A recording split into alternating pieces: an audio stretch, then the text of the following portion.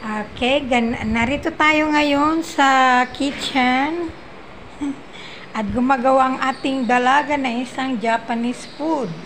Ano bang hindi ito Japanese, Korean yata to. Korean ito, tita? So, this is mango, this is, ano to, tita Mers? Lettuce? Tapos, ito naman is dipping cream ba yan? Or whatever it is. Meron pa siyang lemon, carrots, cucumber, tsaka, ano nga ito? Crab meat, at tsaka itong pambalot.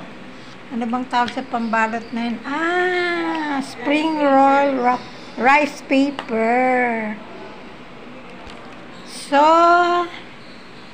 stay tuned kung anong magiging itsura nito pag natapos na. At pag kinain na, masarap kaya? Let us check.